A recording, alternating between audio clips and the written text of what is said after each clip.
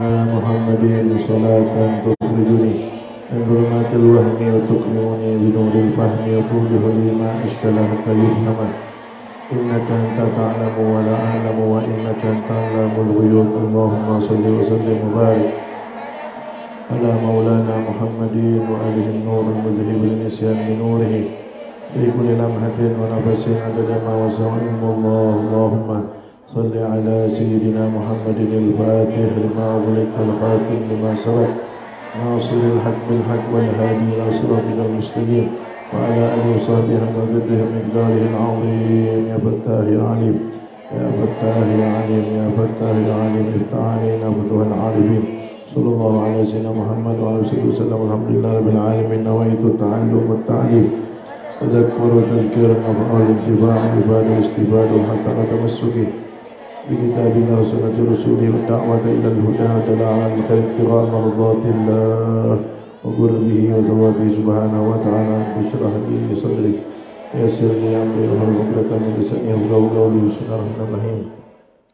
الحمد لله رب العالمين والصلاة والسلام على حبيب رب العالمين سيدنا محمد وآله وصحبه أجمعين. أما بعد فقال المصنف والعلماء الذين كتبت أقوالهم في هذا الكتاب المبارك حفظهم الله ورحمهم الله ونفعنا بهم بعلومهم وبعلوم شيخنا وبعلوم العلماء العاملين في الدارين آمين.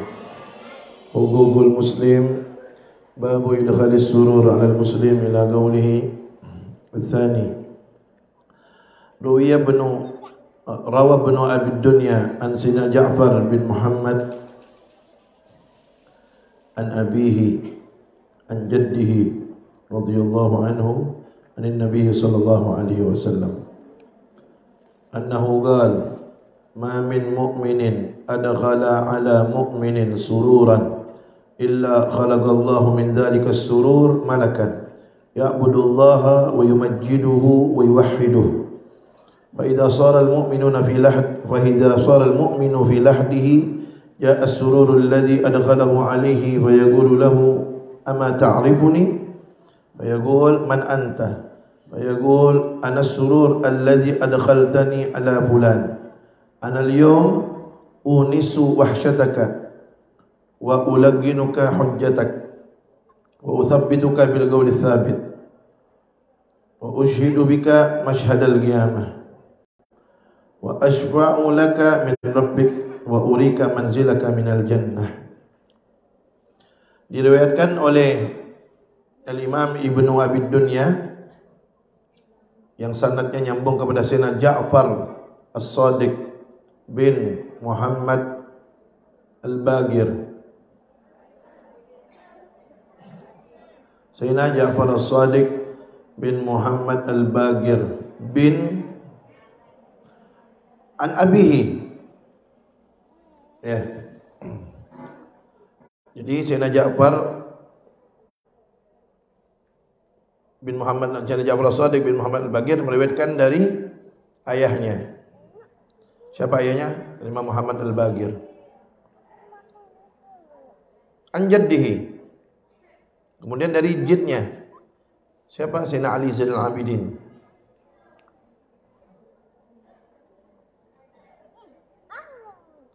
Ya, jadi Sayyidina Ja'far As-Sadiq bin Muhammad Al-Bagir an abihi. Abahnya Muhammad Al-Bagir itu siapa? Sayyidina Ali Zainal Abidin. Kemudian ayahnya Sayyidina Ali Zainal Abidin siapa? Sayyidina Al-Husain. An jaddihi Sayyidina Al-Husain radhiyallahu anhum anin Nabi sallallahu alaihi wasallam. Dari Sayyidina Husain dari Nabi Muhammad sallallahu alaihi wasallam. Annahu qala. Jadi Sayyidina Ja'far As-Sadiq bin Muhammad Al-Bagir ini meriwayatkan dari ayahnya itu Muhammad Al-Bagir. Sayyidina Muhammad Al-Bagir meriwayatkan dari ayahnya yaitu Sayyidina Ali Zainal Abidin. Kemudian sanadnya bersambung sampai ke Nabi Muhammad sallallahu alaihi wasallam bahwasanya beliau bersabda, Rasulullah sallallahu alaihi wasallam bersabda,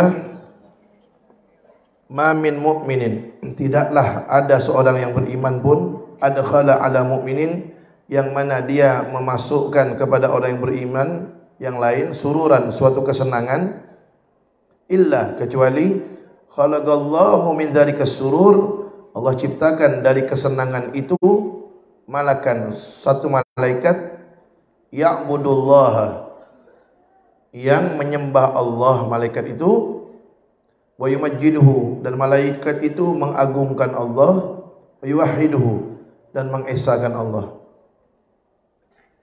Fa idza shara al-mu'minu fi lahdihi, maka ketika orang mukmin yang menyenangkan mukmin yang lain itu masuk kubur, ja'a as-surur alladzi adkhalahu alaih, maka kebahagiaan yang dulu dia masukkan kepada orang beriman yang lain itu datang nanti menghampiri dia di kuburannya. Fa yaqulu lahu, kebahagiaan atau kesenangan itu berkata kepada orang tersebut, ama ta'rifuni, apakah engkau tidak kenal dengan aku? Bayagul, maka orang yang beriman itu berkata, man anta, kamu siapa? Bayagul, maka kesenangan itu berkata, anas surur, saya adalah kesenangan. Allazi adkhaltani ala fulan, yang engkau masukkan aku kepada si fulan. Anal yom, saya pada hari ini, kata kesenangan itu, saya pada hari ini unisu wahsyataka, aku akan menghiburmu, menyenangkan kamu dari rasa takutmu. Wa ulagginuka hujjatak, dan aku akan bimbing kamu untuk menjawab pertanyaan malaikat. Wa utsabbituka bil qawli tsabit, dan aku akan mantapkan ucapan kamu. Aku akan bantu kamu untuk berkata dengan baik, menjawab pertanyaan dengan baik. Wa ushhidu bika masyhadal qiyamah, dan aku akan bersaksi untuk kamu, artinya aku akan memberi bantuan kepada kamu nanti pada hari kiamat. Wa ashfa'u laka min rabbik, dan aku akan tolong kamu nanti di hadapan Allah. Wa urika, dan aku akan perlihatkan kamu manzilaka minal jannah, tempat kamu di surga. Siapa yang berkata itu? Kesenangan yang dimasukkan ke hati orang yang beriman ketika berada di dunia. Jadi, saya ulangi secara garis besarnya bahwasanya ada sebuah hadis Nabi Muhammad SAW di mana beliau bersabda, "Ma min mu'minin adkhala ala qalbi mu'minin sururan." Tidaklah seorang beriman menyenangkan orang beriman yang lainnya, illa khalaqallahu min dzalika surur malakan, kecuali sebab kesenangan yang dia masukkan ke hati orang beriman yang lain itu, Allah kirimkan dengan sebab itu satu malaikat. Apa tugas malaikat itu? Ya'budullah wa yumajjiduh wa yuwahhiduh. Itu malaikat tugasnya beribadah kepada Allah, memuji atau mengagung-agungkan Allah, kemudian mengesahkan Allah. Fa idza shalal mu'minu fi lahdihi, kalau orang yang tadi menyenangkan orang lain itu meninggal masuk dalam kubur, ja'a as-surur alladzi adkhalahu alaih, maka kesenangan yang dulu dia ciptakan di dunia itu, yang dia buat kepada orang lain itu kesenangan, datang kepada dia dalam kubur. Fa yaqulu lahu, kesenangan itu berkata kepada dia, ama ta'rifuni, kamu kenal enggak sama saya? Fa yaqul, maka yang dalam kubur itu mengatakan, man anta, kamu siapa? Fa yaqul, yang kesenangan itu kembali mengatakan, anas surur alladzi adkhaltani ala fulan, aku adalah kesenangan yang dulu engkau masukkan aku kepada seseorang. Artinya aku adalah kesenangan yang engkau kirimkan kepada si fulan dulu itu ketika di dunia. Anal yom unis wahsyatak, aku hari ini akan menghibur kamu dari rasa takutmu. Walaginu hujjatak, aku akan membimbing kamu untuk menjawab pertanyaan malaikat. Wa usabbituka bil qawli tsabit, aku akan bantu engkau untuk berkata dengan benar, menjawab dengan benar. Wa ushidu bika masyhadal qiyamah, aku akan bersaksi untuk kamu, menjadi penolong kamu nanti pada hari kiamat. Wa ashfa'u laka min rabbik, aku akan beri syafaat pertolongan untuk kamu nanti di hadapan Allah. Wa urika manzilaka minal jannah, aku akan perlihatkan kamu tempat kamu nanti di surga. Jadi orang yang memberikan orang satu kesenangan diciptakan satu malaikat. Itu malaikat beribadah, memuji, mengesahkan Allah. Kalau dia meninggal, kesenangan itu datang. Berarti kalau dia banyak nyenangkan orang, banyak kesenangan yang akan datang kepada dia dalam kuburannya. Kamu siapa? Aku kesenangan yang kau kirimkan dulu kepada si fulan. Datang lagi. Kamu siapa? Aku kesenangan yang kau kirimkan ke fulan. Makin banyak kesenangan yang dia kirimkan, makin banyak kesenangan itu akan datang kepada dia dalam kubur untuk menghibur dia, untuk menolong dia, untuk memperlihatkan dia tempatnya nanti di surga. Makanya itu dalam kubur, itu di dalam kubur. Dan orang soleh soleha itu kebanyakannya sebelum meninggal saja, sebelum meninggal banyak dari mereka sudah diperlihatkan tempatnya di surga. Makanya jangan heran kalau kita kadang ngelihat ada orang meninggal senyum. Kenapa? Karena sebelum meninggal Allah bukakan tabir untuk dia di mana tempat dia di surga. Maka ketika dia melihat tempatnya di surga, pada saat itu dia terhibur, nyawanya dicabut sehingga ringan rasanya. Kenapa? Karena dia sedang dihibur oleh Allah dengan diperlihatkan tempatnya di surga, sehingga ketika sakaratul maut ringan, tidak berat. Makanya dia pun tersenyum karena sudah melihat tempatnya yang akan dia tempati di surga. Apalagi ketika dia meninggal dunia, yang dilihat bukan hanya surga, yang dilihat wajah indah Nabi Muhammad SAW, yang mana itu lebih indah, jauh lebih indah daripada surga. Ketika melihat itu senyum. Ketika lagi ngelihat Rasulullah, dia senyum, dicabut nyawanya. Makanya wajahnya pun tersenyum. Kenapa? Karena itu yang dilihat ketika nyawanya dicabut. Apa amalannya? Assalatu wassalamu alaika ya sayyidi Rasulullah, gallat hilati adrikni. Assalamu alayka ayyuhan nabiy wa rahmatullahi wa barakatuh. Ana fi jahi Rasulillah sallallahu alaihi wasallam. Ikmalna, amalkan tuh. La yaumi aw sitata asyar, setiap hari 115 kali amalkan. Biar nanti ketika meninggal tidak sakit, dan biar ketika meninggal ada Rasulullah di samping kita. Sehingga bahagia kita. Bahagia ketika meninggal, bahagia ketika dalam kubur, bahagia ketika nanti di akhirat. Jangan dituruti malasnya baca. Tempatkan waktu. Tiap hari itu baca. Istiqomah. Istiqomah itu mahal. Istiqomah itu berat. Tapi balasannya juga hebat. Baca itu. Iqra'na mungkin asyra daqaiq. Kalau inti baca mungkin sekitar 10 menit, kalau misalnya asyar lagi mungkin 15 menit. Kalau kira-kira malas, bayangkan Anda nanti meninggal ini pengen jumpa Rasulullah. Kalau Anda tidak baca ini, mungkin Anda tidak bisa jumpa. Kalau Anda baca masih ada harapan jumpa, karena memang ini amalan, salah satu amalan untuk jumpa sama Rasulullah. Nanti tinggal inti aja mau ketemu sama Rasulullah apa enggak sebelum meninggal. Mau sebelahnya Rasulullah apa enggak, amalkan. Nah,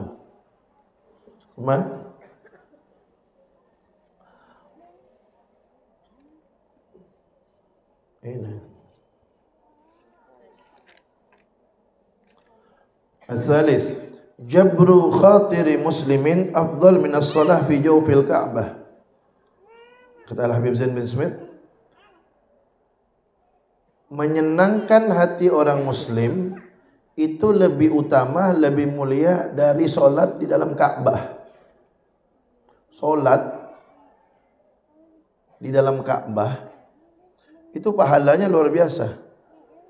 Solat di Masjidil Haram saja, solat di Masjidil Haram di Makkah itu bedanya dibandingkan solat di masjid yang lain 100.000 kali lipat pahalanya. Solat di Masjidil Haram di Makkah beda pahalanya dengan masjid yang lain 100.000 kali lipat.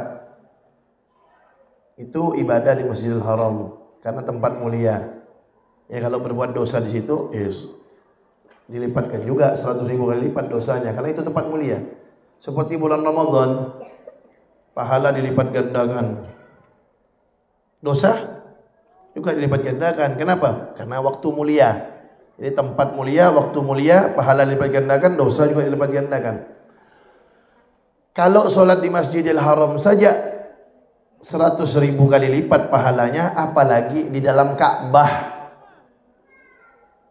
Tetapi orang yang menyenangkan orang muslim yang lain, membahagiakan, menggembirakan orang muslim yang lain, maka itu lebih utama, lebih mulia, lebih baik dari sholat dalam Ka'bah. Ya kan? Maka ingat-ingat, kalau menyenangkan orang lebih baik dari sholat di Ka'bah. Ingat tuh satu. Yang kedua, kalau menyenangkan orang, Allah akan ciptakan satu malaikat yang menyembah Allah, memuji Allah, mengesahkan Allah. Kemudian kesenangan itu akan datang ke dalam kubur, akan menghibur dia, menolong dia, memperlihatkan dia tempatnya nanti di surga. Kemudian yang ketiga, kalau menyenangkan orang itu, Allah akan ciptakan 70.000 malaikat, yang mana malaikat itu akan beristighfar, minta ampun kepada Allah untuk dia sampai hari kiamat. Itu kalau satu kesenangan diciptakan atau dia kirimkan kepada muslim yang lain. Bagaimana kalau banyak kesenangannya? Jadi ingat-ingat itu supaya kita semangat untuk menyenangkan orang selama tidak melanggar syariat. Kalau menyenangkan orang dengan cara melanggar syariat, maka itu bukan pahala tapi dosa. Nah, teman-teman.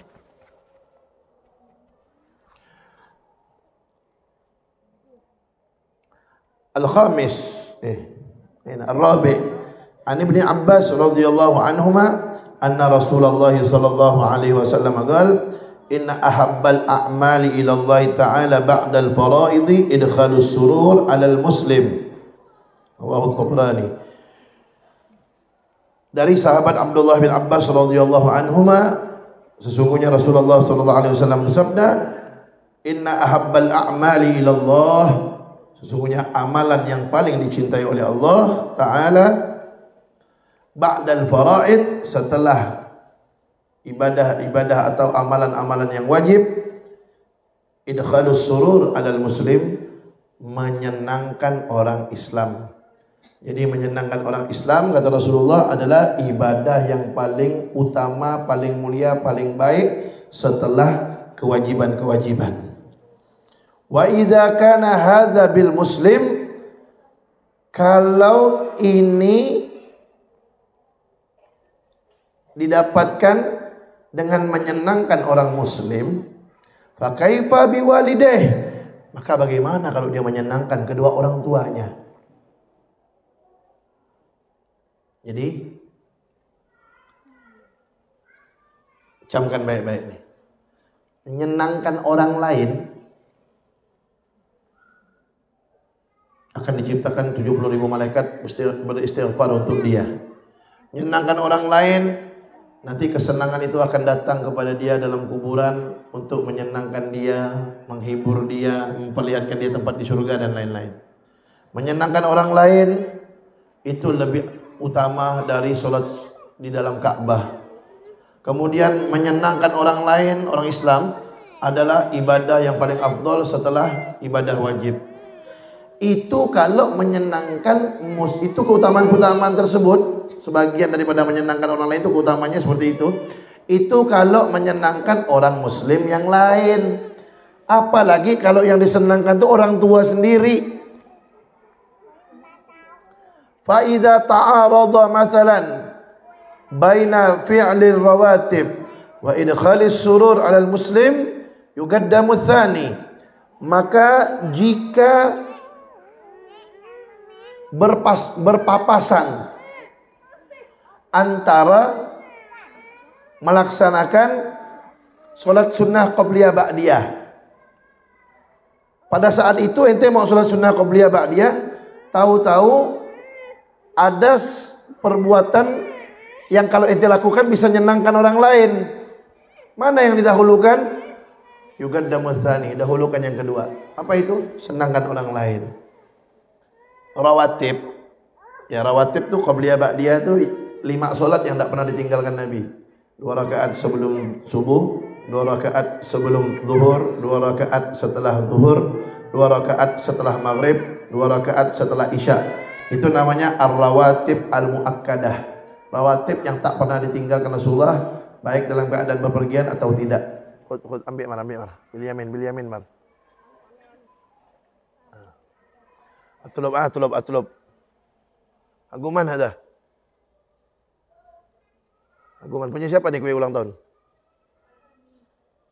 Man, aina bisur'ah. Punya siapa nih kue ulang tahun ini? Fani, aina Fani? Aina Fani? Gumi bisur'ah. Nah, Umar ya tulub ya. Umar minta kuenya ya. Nah. Jadi solat sunnah qabliyah ba'diyah yang tak pernah ditinggalkan Nabi itu ada 5. 2 rakaat qabliyah subuh, 2 rakaat qabliyah zuhur, 2 rakaat ba'diyah zuhur, 2 rakaat ba'diyah maghrib, 2 rakaat ba'diyah isya. Itu 5 kali solat itu atau 10 rakaat tidak pernah ditinggalkan Rasulullah. Adapun qabliyah ba'diyah yang lainnya kadang dilaksanakan, kadang tidak.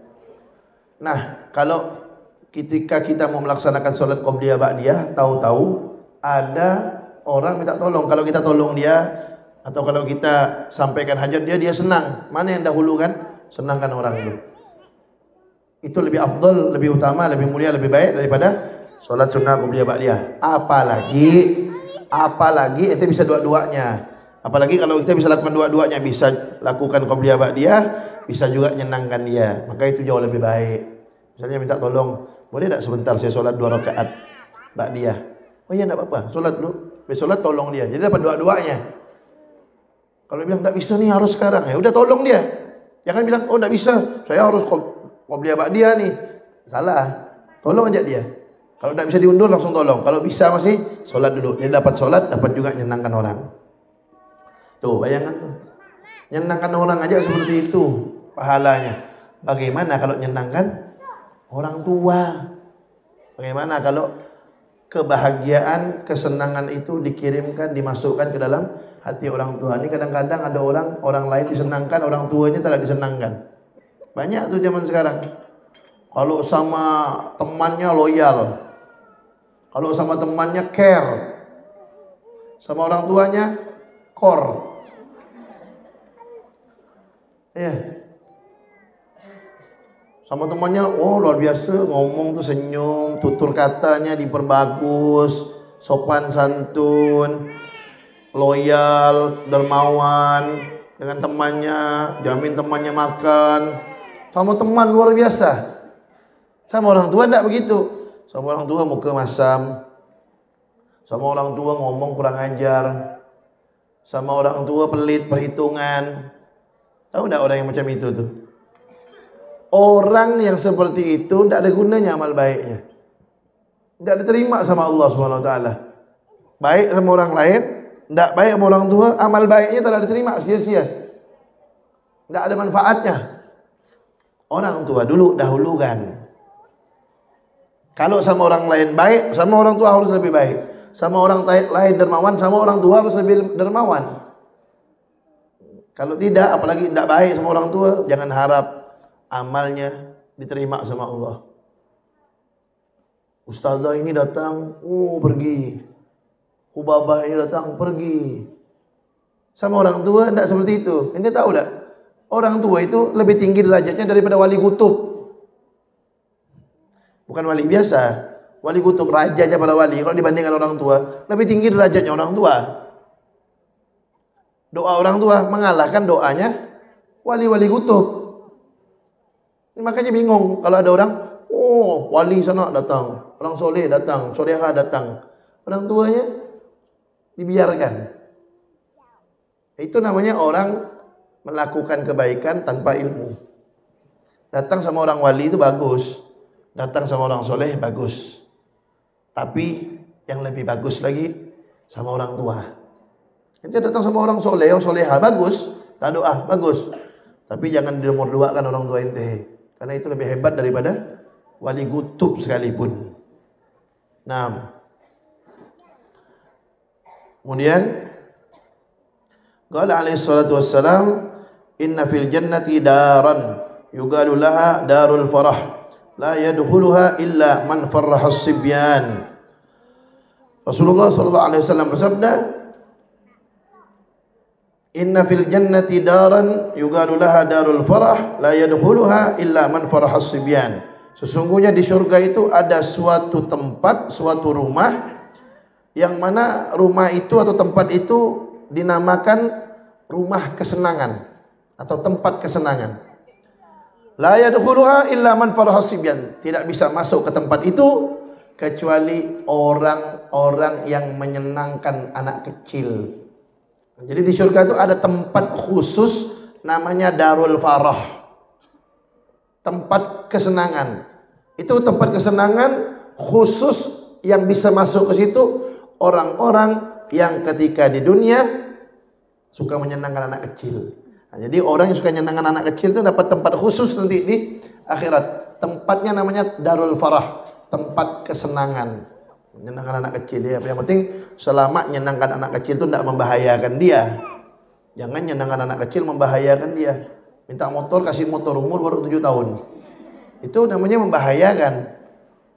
Ustaz, kalau anak tidak ngasih, Ustaz, anak tidak menyenangkan dia, nanti dia nangis, Ustaz, biarkan dia nangis. Karena kalau inti pengen menyenangkan dia, jangan minjamkan motor sementara umur dia baru 7 tahun, 10 tahun. Itu bukan menyenangkan, setelah itu akan memberi petaka. Jadi kalau menyenangkan selama tidak membahayakan. Ngasih makanan juga gitu. Ini anak kecil lagi sakit, demam panas, minta es krim, nanti kasih, salah. Kan menyenangkan, Ustaz. Menyenangkan selama tidak membahayakan. Nah, jadi yang suka menyenangkan anak kecil, insya Allah dapat, dijanjikan sama Rasulullah itu, dapat rumah kesenangan nanti dia di sana. Nah, sadis yang keenam, ja'a rajulun ila Nabi sallallahu alaihi wasallam faqal. Seorang laki-laki datang kepada Rasulullah SAW dan dia berkata, "Ya Rasulullah, wahai Rasulullah, asaitu, aku bermaksiat. Fatahhirni, maka sucikanlah aku." Qala, Rasulullah bertanya, "Wa ma isyanuk?" Apa maksiat kamu? Qala, laki-laki itu berkata, Astahi min an agul. Aku malu untuk mengucapkannya. Qala Rasulullah SAW, atastahi minni an tukhbirani an dzambik wa lam tastahi min Allah Ta'ala wa huwa yarak. Kamu malu kepadaku untuk memberitahuku dosamu, tapi engkau tidak malu kepada Allah Ta'ala, dan Allah itu melihat kamu. Gum, berdirilah. Fakhruj min indi. Keluar kamu dari sisiku, kata Nabi. Hatta la tanzilan nar alaina. Agar api tidak turun kepada kita. Wa kharajar rajul. Maka laki-laki itu pun keluar. Khaiban, dalam keadaan kecewa. Wa aisan, dalam keadaan putus asa. Wa bahakian, dan dalam keadaan menangis. Min indir Rasul, dari sisi Rasulullah SAW. Faja'a Jibril, maka datang malaikat Jibril. Dan malaikat Jibril berkata, "Ya Muhammad, wahai Muhammad, lima ayastal asi." Kenapa engkau kecewakan itu orang yang bermaksiat? Sebenarnya Nabi Muhammad itu tidak niatnya mau mengecewakan, tidak. Nabi Muhammad itu takut turun api. Kalau api itu turun, nanti orang-orang lain ini kena. Itu tuh sayangnya Nabi Muhammad.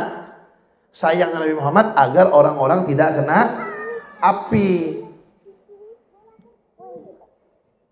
Walahu kafarah. Orang itu, kata malaikat Jibril, ada tebusan li dunubihi, untuk dosa-dosanya. Wa in kanat katsiratan, walaupun dosanya banyak. Faqala Rasulullah SAW, "Wa ma kafaratuh?" Maka Rasulullah SAW pun bersabda, "Apa tebusannya?" Qala, malaikat Jibril menjawab, "Lahu sabiyun shaghir." Dia itu punya anak kecil. Fa idza dakhala fi baitihi, kalau anak kecil itu masuk ke rumahnya, kalau dia masuk ke rumahnya, wasabi yastaqbiluh, anak kecil itu nyambut dia. Fa yadfa'u ilaihi syai'an, dan dia pun memberi hadiah kepada anak kecil itu, anak dia yang kecil itu, minal makulat, dari makanan-makanan.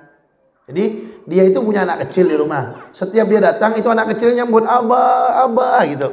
Ya, abi, abi, ya, datang itu anaknya nyambut dia. Nah, dan dia ketika disambut oleh anaknya, dia kasih itu anaknya hadiah. Nah, kayak gini kan nyenangkan dia nih. Nah, tapi dipegang. Kalau sampai jatuh, bukan nyenang kan, nyakit kan. Benar ya? Insyaallah. Nah, kalau nyenangkan gini nih. Nah, ketawa kan? Nah, dapat rumah. Apa nama rumah tadi? Nah, Darul Farah. Kami insya Allah bisa dapat rumah. Nah, ya kan? Kan? Nah, itu. Darul Farah. Mau Darul Farah? Insya Allah dapat semuanya, amin. Nah, dah kembali kepada cerita tadi. Kata malaikat Jibril,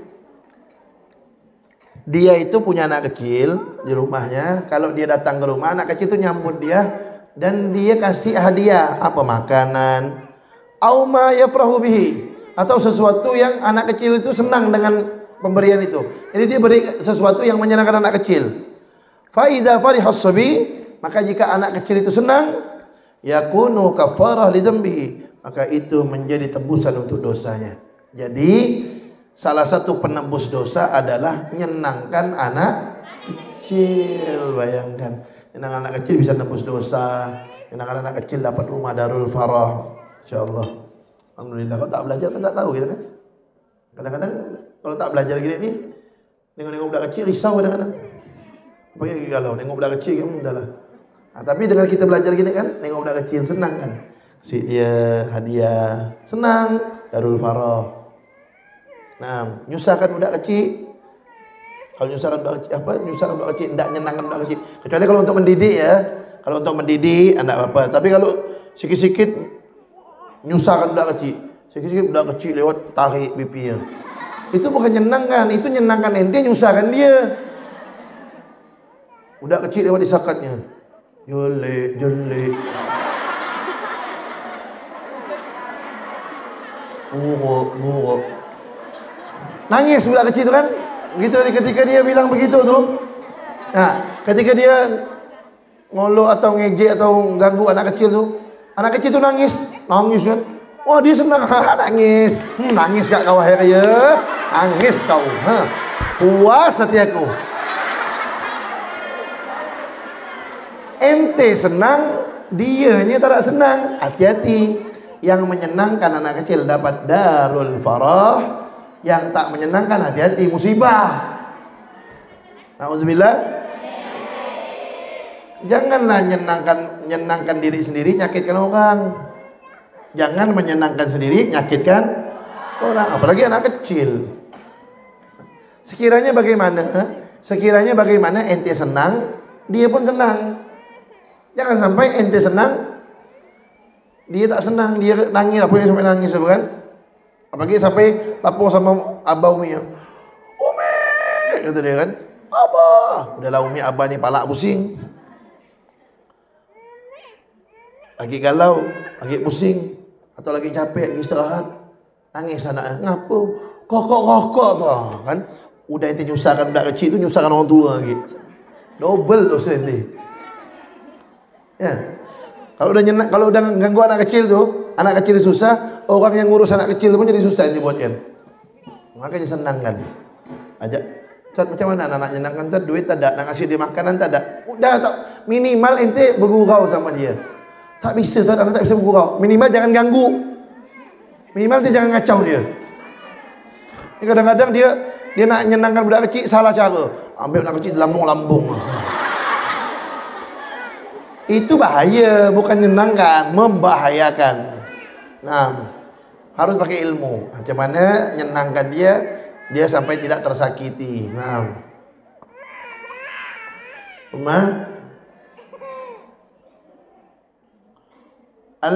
As-sabi yang ketujuh, al-mizah jaizun min ghairi kadzibin. Bergurau itu boleh, bercanda itu boleh, tapi tanpa bohong. Bal huwa matlub, Bahkan bercanda itu sangat dianjurkan. Ma'al ahli, dengan istri, dengan keluarga, wal atfal, dengan anak-anak kecil, liidkhalis surur alaihim, untuk menyenangkan mereka. Nah, jadi bercanda, bergurau itu dianjurkan. Lebih-lebih lagi kepada istri, kepada keluarga, kepada anak-anak. Kenapa? Karena lebih dianjurkan lagi untuk menyenangkan mereka. Menyenangkan orang aja dianjurkan, apalagi menyenangkan keluarga. Jadi bergurau itu boleh. Makanya ada cerita dulu, Sayyidina Umar Ibn Khattab itu ketika menjadi khalifah, ketika menjadi presiden, ada seorang gubernur datang kepada beliau. Gubernur datang kepada beliau. Gubernur suatu daerah datang. Melihat Sayyidina Umar ketika di rumahnya, gubernur ini ngelihat Sayyidina Umar itu bergurau, bercanda dengan anak-anaknya. Anak-anaknya naik ke badan Sayyidina Umar, meloncat sana, meloncat sini. Heran dia. Wahai Umar, wahai Amirul Mukminin, kata dia, apakah begini kamu bersama anak-anak kamu? Iya, kata Sayyidina Umar. Kalau kamu bagaimana sama anak-anak kamu? Apa dia bilang? Saya, kalau dengan anak-anak saya, ketika saya masuk ke rumah, anak-anak saya takut semuanya. Diam. Tidak ada yang berani bercanda. Apa kata Sayyidina Umar? Mulai saat ini saya pecat jadi gubernur. Kenapa? Kenapa kata dia? Karena kamu sama anak-anak kamu saja kamu tidak sayang. Apalagi sama rakyat. Dipecat sama Sayyidina Umar. Jadi bergurau, bercanda sama anak-anak. Ya. Kita kalau di rumah ditimpa-timpa sama dia. Timpa, bergurau. Ya. Gitu sama keluarga itu, bergurau.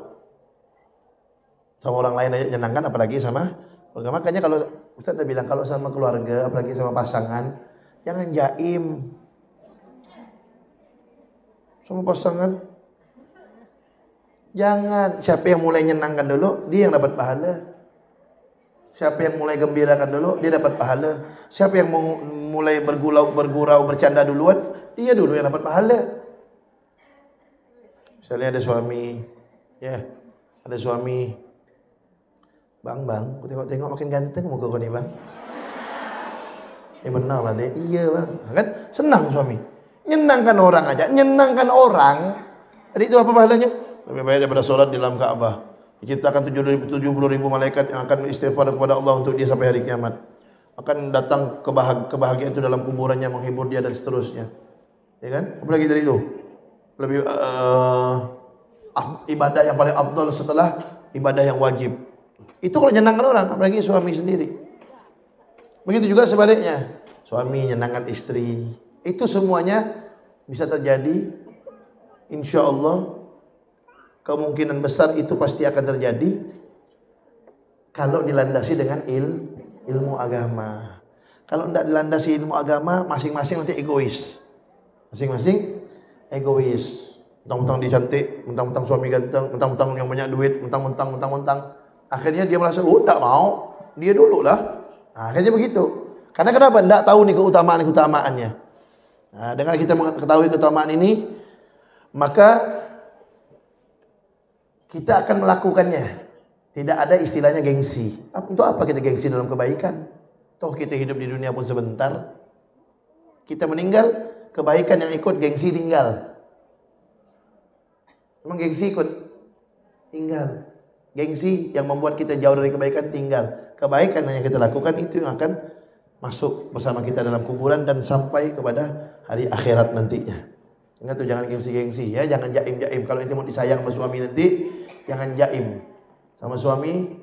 Di antara tanda wanita syurga itu kata Rasulullah, al-wadud, yang bikin suaminya selalu sayang dan cinta kepada dia. Artinya yang bikin suaminya kelepek-kelepek. Ya. Gimana caranya bikin suami kelepek-kelepek tuh? Bikin suami cinta, ente lembut, ente berhias, ente wangi-wangi, ente layan suami dengan baik. Nah, itu suami itu kelepek-kelepek. Nah, itu salah satu tanda wanita yang akan menjadi penghuni surga kata Rasulullah SAW. Nah, ingat tuh ya, menyenangkan orang lain seperti itu tadi keutamaannya. Apalagi kalau nyenangkan orang tua, apalagi kalau nyenangkan keluarga, apalagi kalau nyenangkan pasangan sendiri. Nah, buat surprise kalau kalian nanti mau kawin kan kita nggak tahu apa alia dulu, apa yang tidak iya dulu, yang kawin kita kan nggak tahu nih jodoh. Itu. Jadi kalau nanti misalnya di antara cara kalian menyenangkan suami itu, di antara caranya itu tahu nih suami ini sukanya apa. Oh ini. Sebelum dia datang nanti siapkan.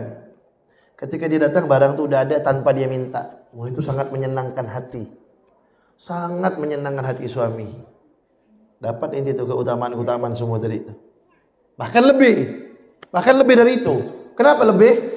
Karena itu untuk menyenangkan orang muslim biasa. Kalau ini udahlah orang muslim, suami ente sendiri lagi double dapatnya. Ini dia harus tahu, oh suami anak suka ini. Sebelum dia datang, buatkan. Ketika dia datang, ente sudah siapkan itu barangnya. Nah, itu membuat sangat senang dalam hati suami. Nah, begitu juga sebaliknya. Suami tahu istrinya suka ini. Nah, nanti balik dari mana itu tanpa diminta, bawakan. Itu akan menyenangkan. Nah, sama-sama lah begitu. Makanya cari itu yang punya ilmu agama. Jadi dia tahu menghargai pasangannya. Nah, kemudian walaupun tak ada ganteng-ganteng amat, yang penting punya ilmu agama. Kalau tak bisa Ustaz, anak pengen cari yang alim, yang soleh, yang ganteng Ustaz, kaca lah ente. 6 boleh lah. 8. Mau beli cermin. Nah, kalau ada 8 ganteng soleh kan ya bagus lah. Tapi kalau tak ada 5,5 pun 5,5 lah jadilah. Yang penting alim soleh kan gitu. Nah, kalau 4 janganlah 4 pengen nggak memperbaiki keturunan kan gitu. Ada cerita, mau cerita tak dia? Ada zaman Sayyidina Utsman, perempuan datang kepada zaman Sayyidina Umar bin Khattab. Perempuan datang kepada Sayyidina Umar. Wahai, apa dia bilang? Wahai Sayyidina Umar, wahai Amirul Mukminin, saya minta kamu suruh suami saya ceraikan saya, kata dia. Ngapa pula, kata Sayyidina Umar? Ngapa pula? Apa kata dia? Suami saya, wahai Amirul Mukminin, suami saya tu udah pendek, hitam, buruk, bau. Hitam, pendek, buruk, bau. Ya. Cukup lah tu, hitam, pendek, jelek, bau. Sayyidina Umar tak langsung percaya, panggil suaminya, dipanggil, datang, ternyata benar, memang gitu mau suaminya. Memang benar. Akhirnya apa yang dilakukan oleh Sayyidina Umar? Bawa orang ini ke salon. Ini suami balik bawa dia ke salon. Bersihkan dia, wangikan dia, permak dia. Bawa ke salon, potong rambut, potong kumis, rapikan, jenggot rapikan semua dah. Dibersihkanlah mukanya, dia apa namanya itu? Di apa tak tahu lah apa nama itu. Di facial, di facial itulah pokoknya. Rambut dirapikan semua. Udah. Setelah rapi, dibawa lagi ke istrinya. Yang tadi bau jadi wangi. Yang tadi buruk agak hilang sikit buruk. Kalau yang lain tak bisa dihilangkan. Kalau buruk kan masih bisa kurang-kurang sikit. Yang namanya itu tak bisa hilangkan karena tak mau sebutkan. Kalau itu kan tak usah disebutkan, tak usah. Menjaga kode etik dan jurnalistik, tak usah. Itu ni, kalau itu tak bisa dihilangkan, maka kita tak mau nyebut. Kalau itu ada yang tak bisa dihilangkan, kan? Tak usah disebut lah. Ada yang bisa dihilangkan, apa tadi? Jeleknya, kan bisa dihilangkan sikit-sikit tu. Yang muka kusam biar glowing, amplas sikit. Semprot-semprot, kan? Yang tadi mukanya buruk lacuk kata orang. Wah, ini agak glowing sikit mukanya. Rambutnya tak bagus, rapi. Kemudian yang bau wangi. Penampilan tak bagus, jadi bagus. Apa kata perempuannya? Ini baru suami saya, kata dia.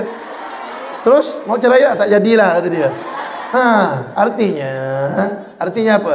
Artinya istri itu juga perlu mendapatkan penampilan baik dari suaminya. Istri itu perlu juga suaminya berpenampilan yang baik. Sebagaimana suami meminta kepada istrinya untuk berpenampilan baik dan wangi. Sama-sama lah gitu. Nah, itu tuh cerita untuk pelajaran.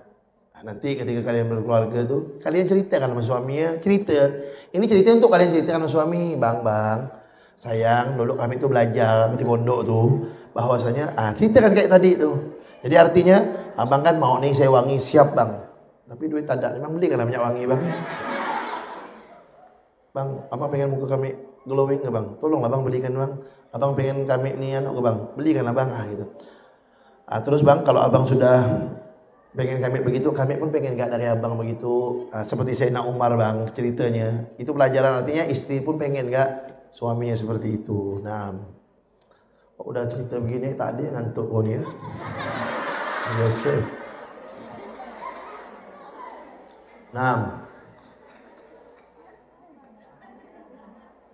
jadi kata Habib Zain bin Sumit, al-mizah jaizun min ghairi kadzibin. Bergurau itu boleh tapi tanpa bohong.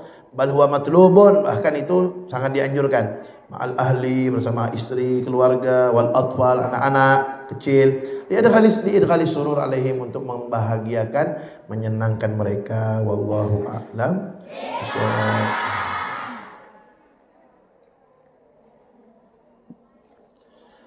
لو كان بيننا الحبيب لدنا القاسي والغريب من طيبة قبل المغيب طالبا قرب الحبيب بقربه النفس تطيب وتدعو الله يجيب أنوار طه لا تغيب بلغنا لقاه يا مجيب هداك الكون الرهيب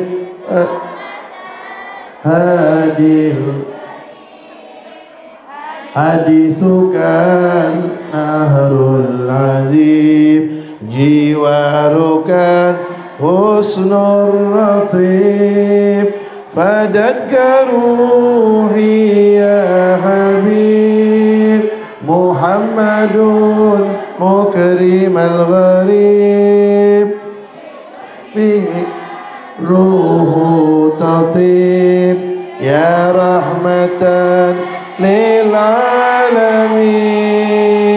يا حبيبي يا محمد يا طبيبي يا ممجد أنت ذو الفضل المؤيد جل من صلى عليك يا ربنا اعترفنا بأننا اقترفنا وأننا أسرفنا على لظى أشرفنا تب علينا توبة واغفر لكل هوبة استر لنا العورات وآمن الروعات واغفر لوالدينا ربي والأهل والإخوان وسائر الغلان وكل ذي محبة وغيرة وصحبة مسلمين أجمعين ربي اسمع فضلا وجودا ونلا باكتساب منا بالمصطفى الرسول نحظى بكل سرور بالمصطفى الرسول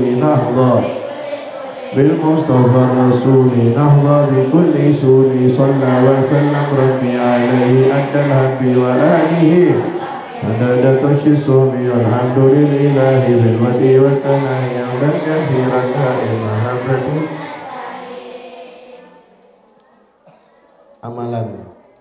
amalan untuk didampingi Rasulullah ketika meninggal tadi itu. Assalatu wassalamu alaika ya sayyidi ya Rasulullah gallat hilati adrikni. Assalamu alaika ayuhan nabi wa rahmatullahi wa barakatuh. Ana fi jahi Rasulillah sallallahu alaihi wasallam. Di YouTube Ustaz tu ada. Al-Fatihah untuk Abah Tibil Gulub. Pak Ustaz mau nanya, apakah batal solat kita kalau kita senyum? Tapi senyumnya karena diganggu teman. Enggak batal.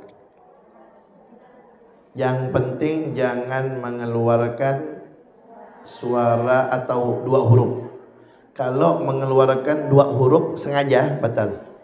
Mengeluarkan dua huruf sengaja batal. Kalau satu huruf batal dengan 3 syarat. Kalau hurufnya dipanjangkan, satu huruf tapi dipanjangkan, oh batal. Atau satu huruf untuk main-main, oh satu huruf main-main, batal.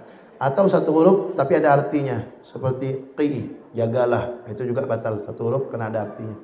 Dua huruf sengaja batal. Kalau tak sengaja maksimal 4 kalimat, bukan 4 huruf. Kalau tak sengaja 4 kalimat tidak batal. Misalnya ada orang latah lagi sholat kena colet temannya, astagfirullah, tidak batal.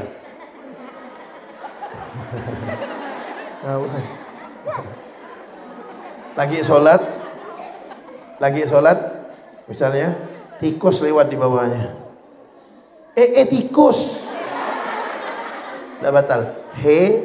Tikus, tidak batal. Dia kalau di atas 4 kalimat batal. Alah tikus celaka kau ni, batal. 5, alah tikus celaka kau ni, batal. Jadi kalau tak sengaja maksimal berapa?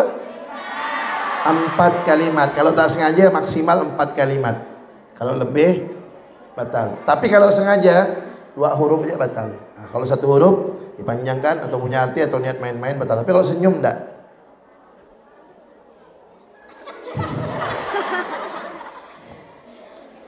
Itu yang ganggu orang sholat itu terlalu kurang ajar.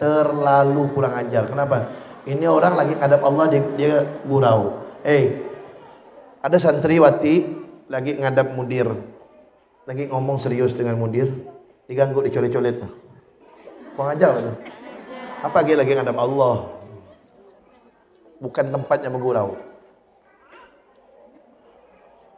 Kalau membuat Umi menangis kan dosa besar. Tapi kalau Ana lagi nangis dan Umi juga ikut nangis, dosa enggak Ustaz? Ya Allah, ngapalah Umi ente itu udah cukup dah nangis ketika melahirkan ente. Sakit. Umi ente udah capek dah, tak tidur malam, capek nyebokkan ente sakit, pusing kepala orang tua. Udahlah, udah orang tua besar tu jangan disusahkan lagi. Senangkan orang tua tu, jangan disusah-susahkan, disenangkan. Kecuali kalau dia nangis karena terharu, senang ngelihat ente akhlaknya yang dulu dajjal sekarang jadi solehah. Nangis emaknya. Mak apa nangis mak? Terharu mak nengok kau nak. Berubah kau ni mondok. Dulu kau macam kalau dulu kau tak boleh tengok pokok jambu tetangga nak, kau pinjit jambu tu. Dulu kau tak boleh tengok kucing orang kau lempar nak. Dulu kau luar biasa nak ngelawan mak. Sekarang ya Allah 360 derajat berubah. Terharu mak, nangis. Itu nangis bagus, nangis terharu. Nak kau ngapa nak nangis nak? Udah lama tak bisa diceritakan mak. Ngapa kata mak? Udah lama tak usah lah. Ujung-ujung nangis kat mak. Ngapa naik? Udah lama. Ngapa? Sakit perut mak nak ke WC.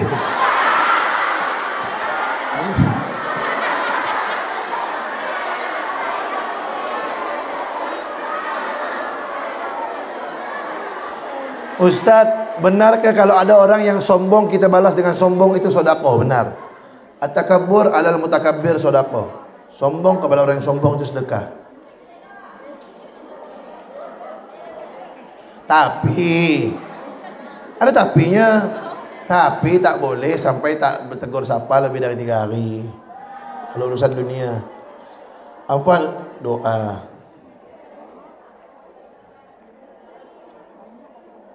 Makanya kalian kalau dijenguk orang tua tu, udahlah, simpan kesusahan orang. simpan kesusahan ente, simpan kegalauan ente. Orang tua ente tu lebih galau lagi di luar. Lebih susah lagi. Ente tak tahu. Kita udah tahu dah jadi orang tua ni. Ya, memikirkan anak tu susah, galau. Cuman tak kita nampak kan. Nampak kan senang. Nah, kalau orang tua kalian saja seperti itu, susah payah, maka kalian yang kesusahannya jauh di bawah orang tuanya, ketika dia datang janganlah ngeluh, jangan. Bagaimana ketika orang tua datang tu disenang? Ingat tadi, nyenangkan orang seperti itu pahalanya. Lebih baik daripada ibadah dalam Ka'bah. Ingat tuh, lebih baik daripada amalan yang paling baik setelah amalan yang wajib.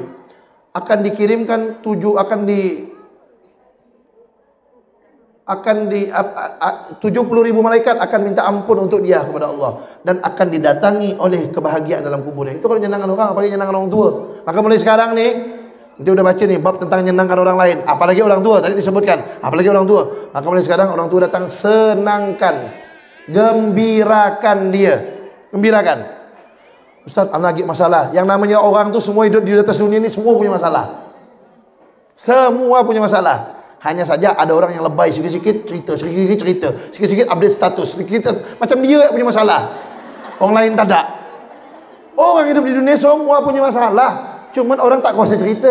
Orang yang suka cerita yang lebay-lebay, sikit-sikit ngadu, sikit-sikit ngadu. Jangan. Nah, ini sama orang tua mulai saat ini datang. Orang tua nanti datang nih, jangan lupa. Kalau orang tua datang jangan lupa cium tangan, cium kaki, cium kening. Tumben tak kau ni nak kata mak. Tak pernah pula kau ni begini. Biasa cium tangan bagi suruh. Dah lah mak, kita dah belajar ni mak. Kan kita senang orang tua ente, terharu dia. Hatinya senang. Dapat ente pahala yang banyak tadi tu, tak usah sebutkan lagi. Dari tadi Ustaz ulang-ulang tu tadi ah. Beliau-beliau Ustaz dah. Bayangkan tu pahala itu luar biasa. Ente baca sendiri kayak gitu. Berapa kali dah Ustaz ulang tu? Tak tahu memang mengak memang. Berapa kali Ustaz ulang tu? Ente kurang bahagia masa kecil ente main gini-gini. Gini-gini. Kertas gini-gini ada kertas tu dibulat-bulat kan. Gini-gini. Nanti Ustaz pinjam ente guli ya, guli. Nanti lah mak ente datang dia ajak main itu. Dah, kan ya? Mujahadah. Ustaz kasih kalian tugas. Satu ya tugasnya. Setiap orang tua datang, buat orang tua kalian senang. Itu ya tugas dari Ustaz. Untuk apa? Untuk kalian dapatkan keutamaan itu. Satu. Dan yang lebih penting dari itu adalah agar kalian dapat ridho Allah SWT. Orang tua senang, Allah pun senang, Allah pun ridho. Dan jangan main handphone kalau orang tua datang. Di Banin, orang tua datang, minjam handphone, anak dibotak langsung. Banin. Maka kalau ada lagi jenguk-jengukan tu, waktu jenguk-jengukan, anak-anak kelas aliyah Ustaz suruh keliling. Tengok satu-satu. Kalau ada megang handphone, catat namanya, besok botak, jemur, dari habis zuhur sampai jam 1:30. Lari keliling lapangan 5 kali, push up 10, squat jam 10, pukul 20 kali. Hukumnya jahat. Kenapa sampai begitu? Karena orang tua datang itu ingin bercengkrama dengan anaknya. Tahu-tahu anaknya handphone main game. Orang tua ni duduk lagi ni, orang tua nak tengok anak mau marahkan. Orang tua kadang-kadang orang tua kan marahkan tak enak tu. Mau marahkan, anak-anak jarang ketemu, nanti anaknya kecewa segala macam. Makanya dari kita, dari pihak pondok, tak boleh. Jadi biar orang tuanya senang. Tak apa-apa lah Ustaz Abdul Rahman dibenci, tak apa-apa. Yang penting orang tuanya senang. Kenapa? Jadi orang tuanya bisa alasan, tak boleh nak menjangan HP nak. Kadang-kadang orang tua kan sebab salah tak kasih HP ke anak. Tak boleh nak menjangan HP nak. Nanti Ustaz Abdul Rahman marah. Ustaz Abdul Rahman botak kepala ente dihukum nanti. Tak boleh nak. Jadi dia alasannya Ustaz Abdul Rahman. Bahagia tak orang tuanya? Bahagia, bisa ngomong sama anaknya, apa kabar, gimana hafalannya, gimana di pondok. Begitu. Tak apalah Ustaz Abdul Rahman jadi tumbal lah. Dah sering tak jadi tumbal? Biasa dah. Udah terlanjur terkenal begitu dah. Mana ya?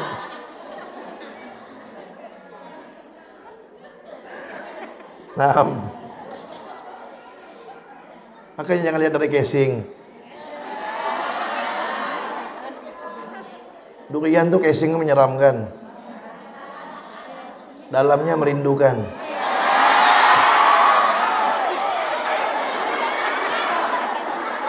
Benar tak? Durian luarnya rindu tak makan durian? Tapi yang bawa-bawa durian, jangan kau bawa sebuah dalam pondok, mau makan, bau tersebar ke mana-mana. Kalau nak bawa durian minimal untuk satu kamar, bawa 10 butir ke, makan ramai-ramai. Udahlah durian sebutir, dia makan seorang, ya. Itu dijilat di tangan depan kawan-kawan. Orang macam itu kalau mati suruh jalan seorang pergi kuburan.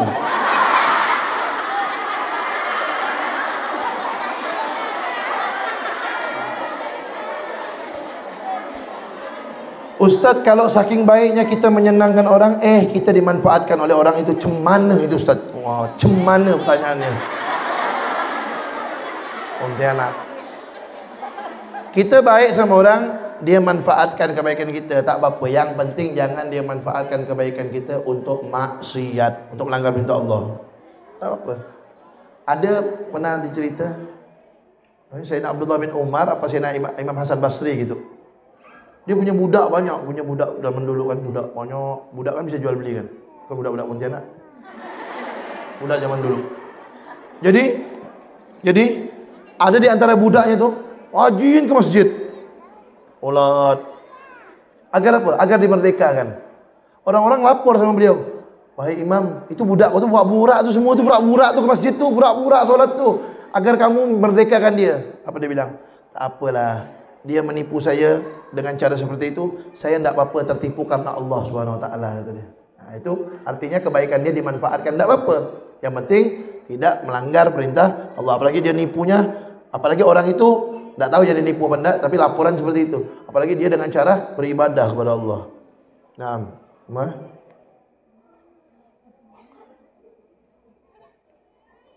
kalau kita menyenangkan orang, apakah kita dapat fadilahnya? Ya Allah, udah aku jelaskan berapa kali dah.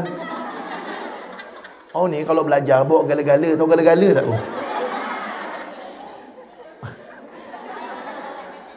Oh tahu gala-gala tak?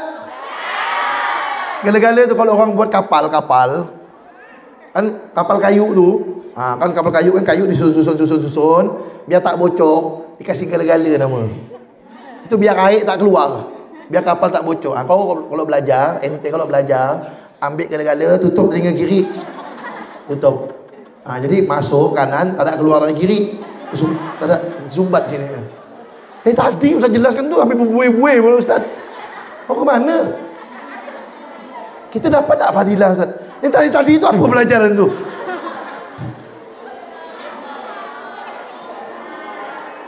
Naam. Bacakan tibil qulub. Naam. Apa hukumnya nemukan bayi di jalan atau depan rumah, terus tak ada nama atau petunjuk tentang bayi itu? Bolehkah kita ambil bayi itu? Boleh. Kalau kita tinggalkan kesian. Dan bayi itu bolehkah kita angkat jadi anak? Kalau angkat jadi anak ini masalah. Ambil bayi itu ke darurat. Boleh apa kan? Tak ada. Kalau tak ada yang ngambilnya, tak ada yang ngambilnya. Kalau zaman sekarang kan zaman medsos gampang, foto pasang di medsos. Anak siapa ini? Ni fotonya. Kemudian kalau foto tak cukup, orang-orang kenal, video kan agak dia nangis. Ini suara nangis. Tengok kan? Kalau ada orang ngambil. Kalau tak ada yang ngambilnya, daripada dia mati, darurat ambillah. Karena darurat. Tapi kalau tak ada darurat, kalau tidak darurat, lebih bagus janganlah ngambil anak angkat. Ya, kalau ngambil anak angkat tu kalau udah besar, nanti dia tahu itu bukan bapak emak dia, sedih. Dan tak bisa bernasabkan kepada bapak angkat dia. Kalau bapak angkat yang meninggal, mak angkat yang meninggal, tak dapat harta waris. Dan yang lebih dahsyat dari itu adalah kalau dia perempuan udah besar, dia tak mahram sama bapak angkatnya. Yang dulu dia dari kecil cium tangan tak boleh, buka kerudung tak boleh, bersentuhan dosa, batal wudu. Kalau anak angkatnya laki-laki, sama mak angkatnya tak mahram. Mak angkatnya buka kerudung, dosa. Mak angkatnya bersentuhan, dosa, batal wudu. Kan begitu. Nah, itu repot kalau anak angkat tuh. Nah, kalau dia ngangkat anak, misalnya dia mau ngangkat anak perempuan. Nah, kalau memang mau ngangkat anak tuh, kalau dia ingin ngangkat anak perempuan, cari ponakan laki-laki, ponakan suaminya. Jadi kalau udah besar, kan mahram sama suaminya, ponakan dia. Kalau mau ngangkat anak laki-laki, cari ponakan istri. Jadi kalau udah besar kan mahram sama istrinya. Karena mak mudanya, bibinya. Nah, itu dari segi mahram. Nah, cuman dari segi bin tetap tidak bisa. Nanti kan ketahuan ya, Allah bukan bapak saya rupanya. Walaupun mahram karena bibi atau karena paman, tapi tidak bisa bernasab kan. Dan kalau meninggal orang tua yang angkat tuh tidak bisa dapat harta waris. Nah itu kan repot, maka tak usah yang angkat anak lah. Nah, Ustaz udah nikah, Ustaz belum dapat anak, mau amalan 4 mata, Ustazah Nur. Yang nikah belum dapat anak, ada amalannya. Gampang lah amalnya. Astagfirullah innahu kana ghaffara. Astagfirullah innahu kana ghaffara. Baca 70 kali tiap hari habis tahajud. InsyaAllah dapat. Mujarrab.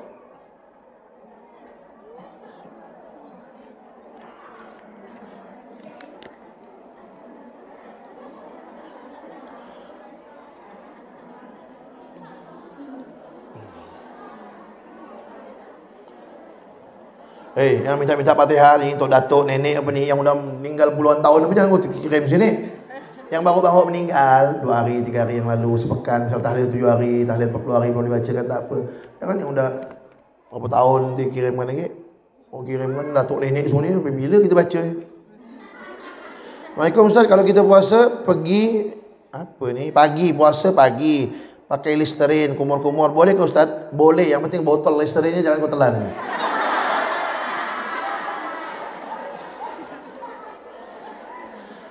Boleh sikat gigi pakai odol, boleh. Yang penting sikat gigi jangan ditelan. Tak apa-apa.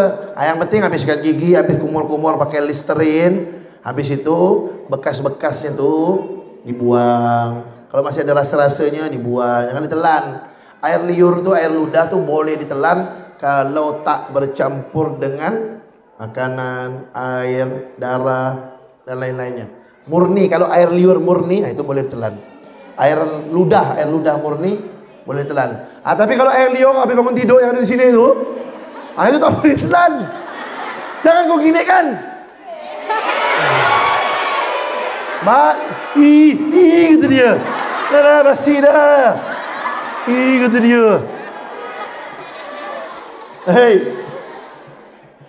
Kalau puasa perhatikan nih. Lidah kan bentar lagi puasa ni. Oh, geli hati. Oh, puasa.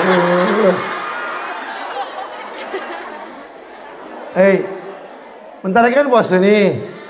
Lidah tu jangan keluarkan di merah-merahnya bibir gini nih. Batal puasanya. Kalau air nih. Nanti gini nih.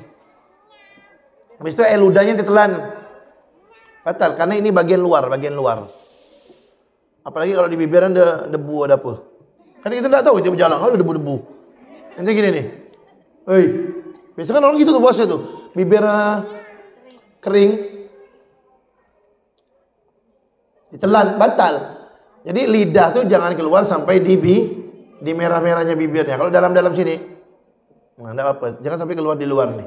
Di luar nih, nanti gini, batal. Kalau ditelan ya ludahnya. Karena itu sudah bagian luar mulut, bukan dalam. Kalau dalam tak ada. Tak apa-apa. Nah, begini.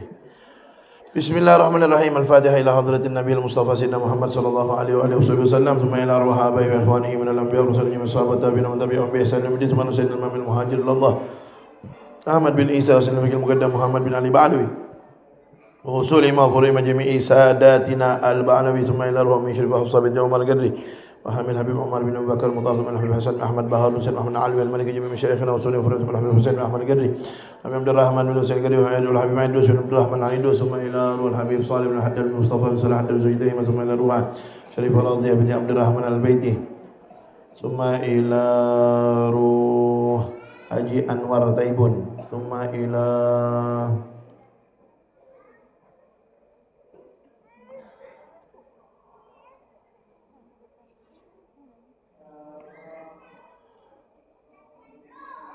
Thumma ila ruha Hajah Marjaya binti Ambok Dalik.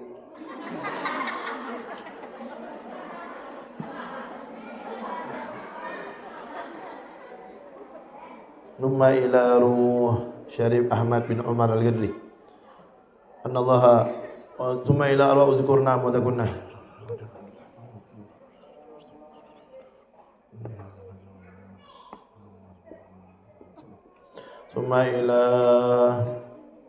Thumma al-Fatiha li Shifa Era binti Sadraman wa Rita binti Kuntang wa Madra'i bin Anwar Haji Sujamin wa jami' mardana wa al-Fatihah anallaha yubarik fi umri fanni nazala salsabila anallahu yubarik fi umriha fi hayatiha anallaha yarzuquha wa iyyakunna tulal umur bi ridha barakah fi sihhah al afiyah fi ta'al ibadah bi niyatis salam wal barakah was sihhah al afiyah fi dinil akhirah anallahu yarzuquha wa iyyakunna al ulum an nafi'ah wal barakah fi dinil akhirah anallahu yaj'aluha salihah wa yaj'alukunna kadzalik salihat alimat nafi'at mubarakat fi dinil akhirah يجعلها وإياكن قرة العين سيد الكونين يجعلها وإياكن من اللاتي تفتخر بهن السيدة فاطمة الزهراء على هذه الأمة الصالحة وكما وصلنا الصالح. الفاتحة.